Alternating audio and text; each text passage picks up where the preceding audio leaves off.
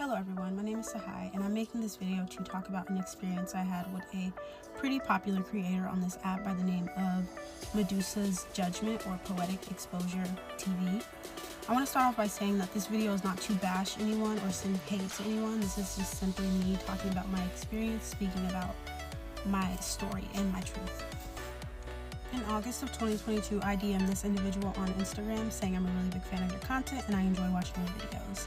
From that initial conversation, we started a flirty back and forth, like get to know you over the phone or FaceTime over text type of relationship, and he seemed really genuine. He seemed like a really nice guy.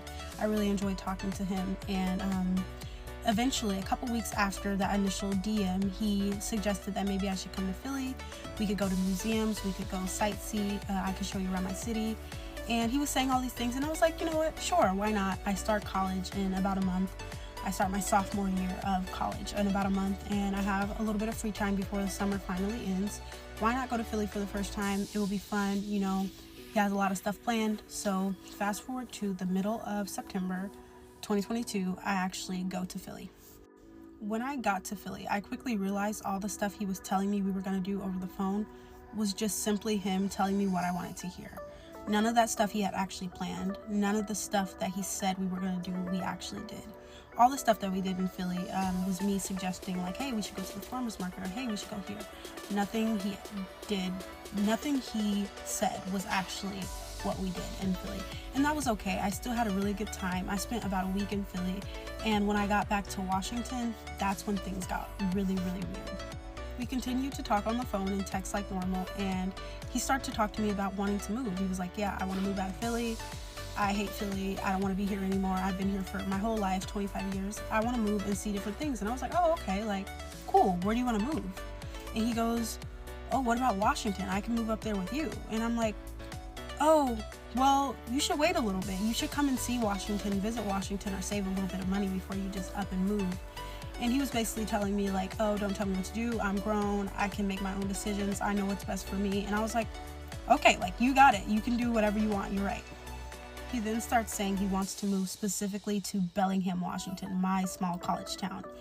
And when he says this, he suggests that I get a 2-bedroom apartment in my name and he can just move in and live with me. And I shut this down completely quickly, and I was like, I'm not comfortable with that. I don't want to get a 2-bedroom apartment my sophomore year and you just come and live with me. Like, I've only known you for a couple months. I'm not doing that.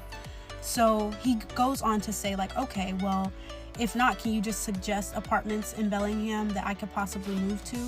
And I was like, okay, like, I can't stop this man from moving. If he's gonna move, he's gonna move. I can't tell him he can't move. So I was like, yeah, I could look around at some apartments for you, and I could suggest a nice couple apartments for you. I suggested 3 apartments for him, one of them being my apartment that I was currently living at, because I knew it was a student housing apartment, but it also rented to non-students, and it was very understanding for people who had bad credit or low credit or like financial issues. They were very understanding and they accepted a lot of people. So I knew that when I suggested this apartment for him, that he would most likely get accepted. And he applied and he did get accepted. So 3 weeks after initially seeing him in Philly, he was moving to Washington, specifically Bellingham, Washington. And I couldn't fathom in my brain why he was so quick and urgent, like, to move. But now looking back on it, it's because he saw the financial situation I was in. He saw that I had my own stuff going for me, my own car, a place, and he knew my financial situation was a lot better than his. So he wanted to leech off me and use me. And that's why he was so quick to move, because he thought I was going to be his cash cow. So in the process of moving from Philly to Bellingham, Washington, he takes the Greyhound bus. And when he takes the Greyhound bus, he comes with 1 suitcase. He packs his whole apartment up, sells everything, and comes with 1 suitcase.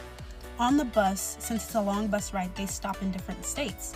They stopped in, I believe, Denver. And when they stopped in Denver, he got out of the bus and walked around. And then when he came back to the Greyhound station to get back on the bus to continue the ride to Bellingham, he realized the bus had gone and left him because he missed it while walking around. So he calls me, he's like, yeah, I missed the bus. They say another bus doesn't come until 9 hours. And I'm like, oh my gosh, that's horrible. What are you gonna do? And he's like, oh, I don't know. But I was like, hoping you would get like a hotel room for me just for 9 hours while I wait for another bus to come. And I said, no, like, you missed your bus, you were irresponsible, you got off the bus and walked around. It's not my job. This is when the emotional and verbal abuse started. So he starts to yell at me and curse at me over the phone and get mad at me for not helping him buy a hotel room because he missed his bus. And he starts to use these manipulation tactics like, oh, I'm moving all the way out here for you and you can't even buy me a hotel for 9 hours. And I'm just like, no. Mind you, I'd already helped him with his first month's rent. He was saying, I can't pay first month's rent, I'm moving. So I was like, okay, like, I'll help you. I know, you guys, like, I would never do this ever again for anybody. I learned my lesson. I will never help anybody like this ever again. So I helped him with his first month rent already. And now he's asking for more because he missed his bus. I was like, absolutely not. It's not my responsibility to fund your life. Like, no. So he gets mad at me and starts cursing at me and yelling at me over the phone. About a day and a half after that phone conversation when he's yelling at me and cursing, he actually gets to Bellingham. And I go to the Bellingham Greyhound station and go pick him up.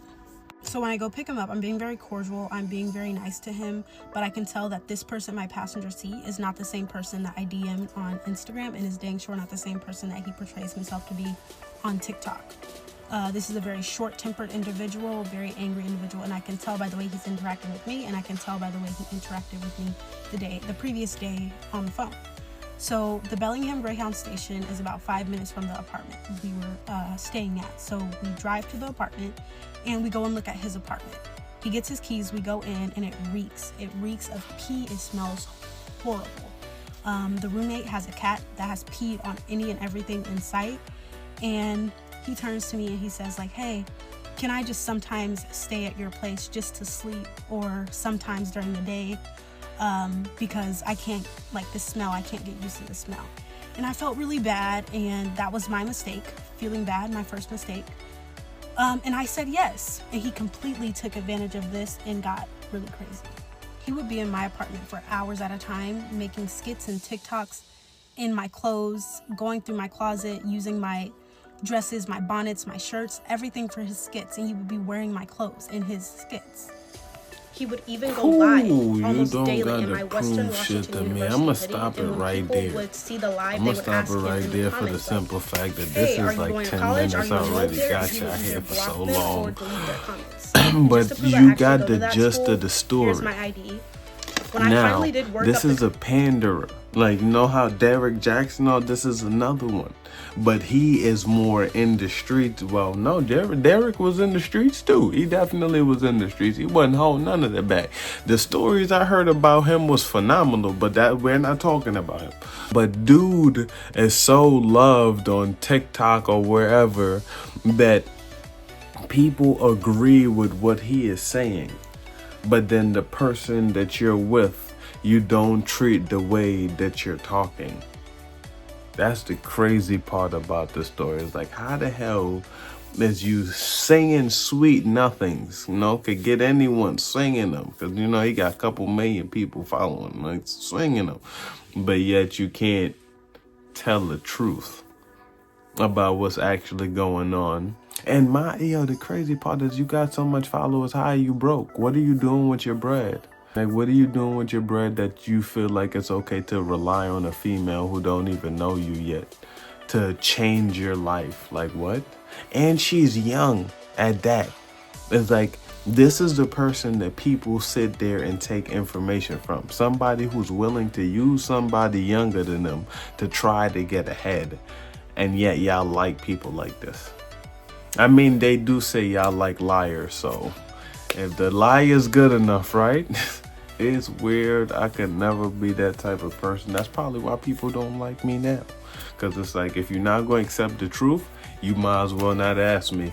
Because I'm not about to waste my breath on you, real talk. And it's weird. It's just definitely weird for y'all to sit here and like a person like that. And when I first saw him, I knew something was wrong with him. You ain't even tell me. I knew something was wrong with him. The way he was talking about doing shit and how guys, niggas. This dude said, if you like men, then you must not like heaven. that tells you all that you need to know. That's one of the things I've seen in his bio. If you like men, you must not like heaven. This shit is weird. And they like, and you don't think he used words to get into your ear, but not my place to say. Not my place to say, because you don't have to believe me, but I'm gonna still give you the truth at the end of the day, and these are for you.